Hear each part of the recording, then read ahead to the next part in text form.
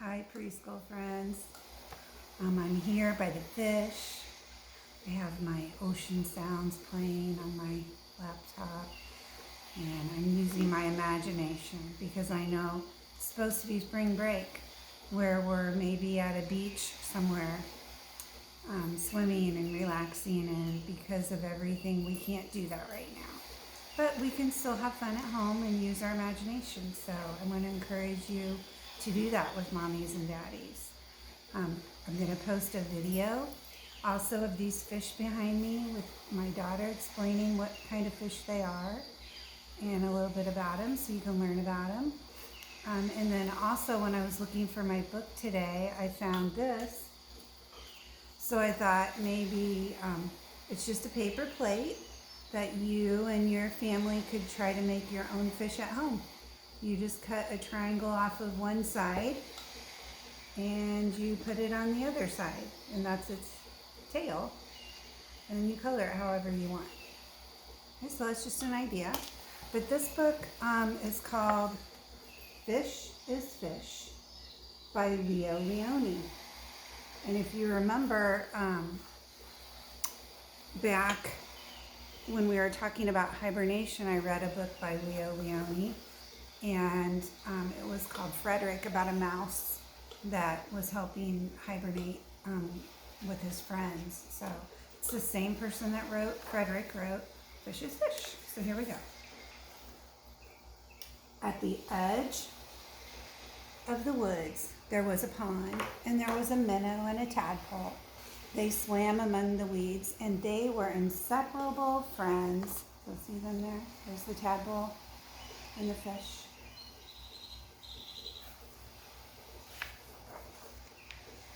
One morning, the tadpole discovered that during the night, he had grown 2 legs.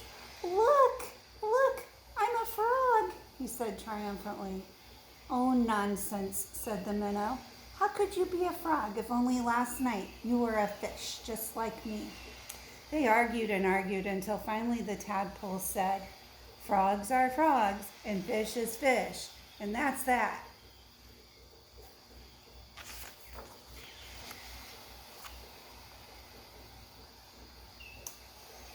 In the weeks that followed, the tadpole grew tiny front legs and his tail got smaller and smaller. He's really starting to look more like a frog now, isn't he?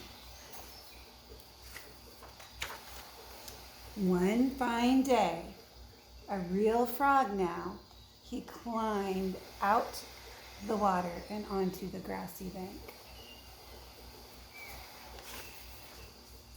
The minnow, too, had grown, and now he became a full-fledged fish.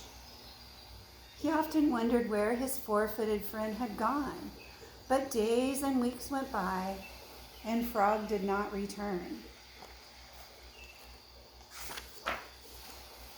Then one day, with a happy splash that shook the weeds, the frog jumped right back into the pond. "Where have you been?" asked the fish. "Oh, I've been out in the world, hopping here and hopping there, and I've seen extraordinary things," said the frog. "Like what?" asked the fish. "Well, I saw birds, and he told the fish all about birds, that they had wings and 2 legs, and they were many colors. So see this little thought bubble here? That's what the fish is imagining, because he's never seen a real bird before, because birds don't live in the water, right? As the frog talked, his friend saw the birds in his mind like large feathered fish. What else? He wants to know what else the frog saw. "Well, cows," said the frog. "Cows. They have 4 legs and horns, and they eat grass, and they carry pink bags of milk." So, see, this is what the fish is thinking, what maybe a cow might look like.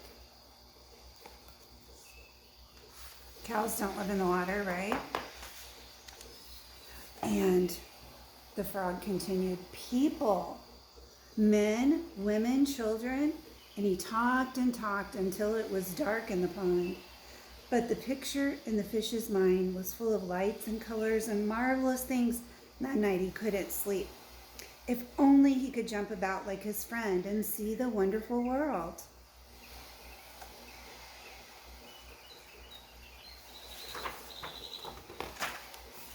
Here's what he's imagining the wonderful world looks like. Everything's like a fish. Lots of beautiful colors though, huh? And so the days went by, and the frog had gone, and the fish just lay there dreaming about birds and cows and animals that were dressed up, that his friend called people. One day he finally decided that come what may, he too must see these things. So with a mighty whack of his tail, he jumped clear out of that water, up onto the bank. Do you think that's a good idea? I don't know. Let's see what happens. He landed on the dry, warm grass. And he laid there, gasping for air, unable to move or breathe. Help! He groaned feebly, because fish can't live out of water, can they? They have to be in the water to live. Luckily, his friend the frog had been close by hunting butterflies, and he saw him, and with all of his strength, he pushed the fish back into the water. Lucky for him, he had a friend nearby, huh? Still stunned, the fish floated about for an instant, and then he breathed in deep and let the clean, cool water run through his gills. Now he felt weightless again, and with an ever so slight motion of his tail, he could move to and fro and up and down, just like he was able to before. The sun rays reached down into the weeds and gently shifted patches of luminous color. This world was surely the most beautiful of all worlds, thought the fish. He smiled at his friend, the frog, who sat there watching him from the lily leaf. You were right, frog, he said. Fish is fish. The end. So did you like that story? Have you ever wished you could do something that you're not able to do? Like the fish, he wanted to go live on the land, but that's not the way God made fish, right? They have to live in the water to survive. And so think about some things that you could do today then to pretend you're a fish out of water. And I'm going to post a song that you can do with your family too, from Lori Berkner. And we've done this song before in class. You guys really liked it, where you were pretending you were a fish out of water.